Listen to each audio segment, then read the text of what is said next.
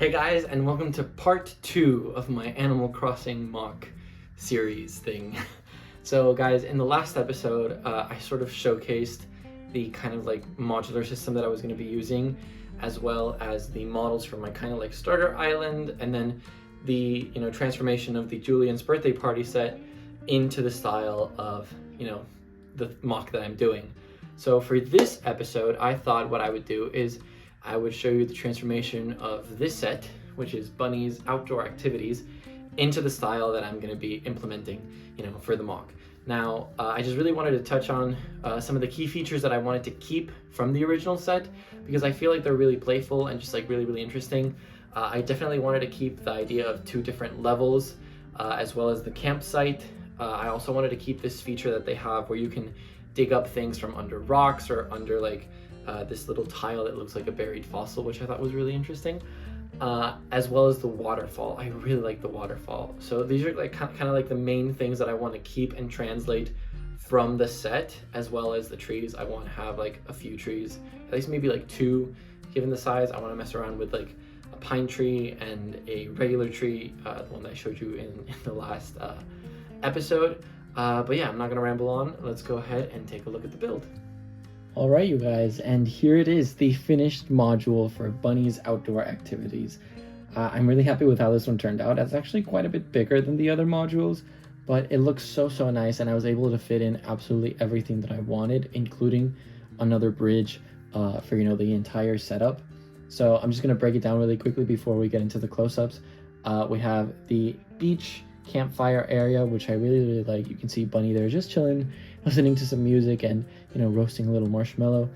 Then we have her little tent back here, which is really nice. She has her sleeping bag and a little crate of tools right next to it. And then we also have a little ladder leading up to this other level where we have a little rock. And then I was also able to keep the little vaulting pole feature, which I like. I'm really happy with the tree design for both the pine tree and the orange tree. The orange tree is the same one as I showed you earlier, only I swapped out the apples for oranges, and I think it looks really nice.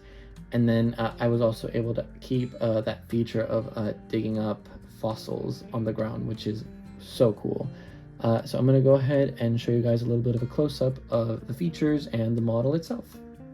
So I thought we would start off with one of my absolute favorite features, which is the little fossil dig point on the ground. It's just a little round tile on a plate, and then underneath you have these like little panel pieces to house the fossil inside, so you can have your characters actually dig up fossils or other items. And I feel like that's just so cool, and it just fits in so nice. It blends in perfectly. So another really cool feature that I'm really glad I was able to keep is the vaulting pole feature, because you can have the characters jump from one side of the river to another. Now the way this is designed is so that later on, if I do decide to add modules in the back, they can fit flush against this module and not disturb the feature. And then from the back, this looks kind of like this. So you can see it's just a little hole between the little plates here, and it just allows for the right amount of movement, and it's not too evident if I were to remove this. Like looking at it from the front, I feel like it still works. Like if you don't want to have the pole on the river itself, it just is discreet enough to sort of work nicely, and I'm just really happy with this particular feature overall.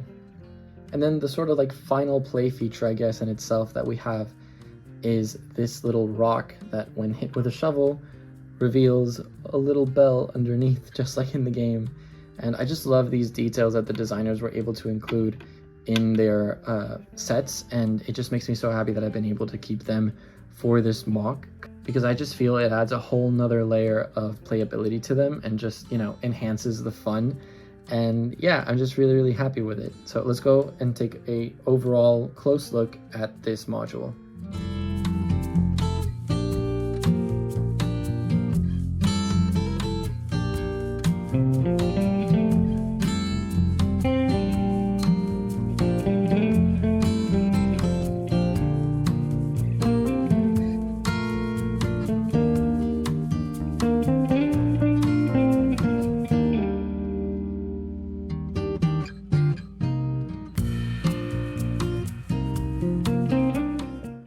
Okay guys, and that is it for the close-up. Now, one thing I did want to comment on is in the last episode, I sort of mentioned how I was going to create this MOC in a very like linear fashion, just having like one module next to the other.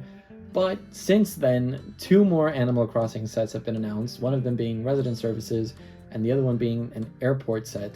And it's got me thinking that maybe I should expand a bit towards the back of the builds.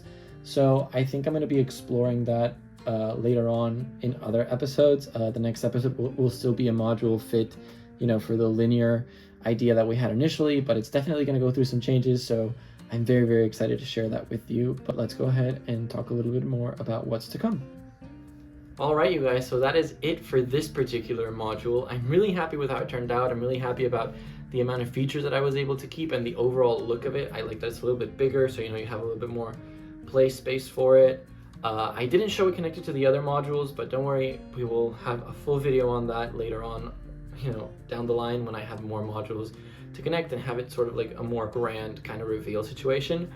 But yeah, moving forward, I think the next module that we're going to be working on will definitely be Nook's Cranny, and then after that we're going to start exploring what I mentioned about, you know, growing the MOC towards the back, mainly because I want the residential area to be a bit higher, and now that we have to take up some of the main ground level for resident services in the airport, so I don't want it to be like too long, but I also wanted to, you know, just create an overall balanced look with how long and how deep it is.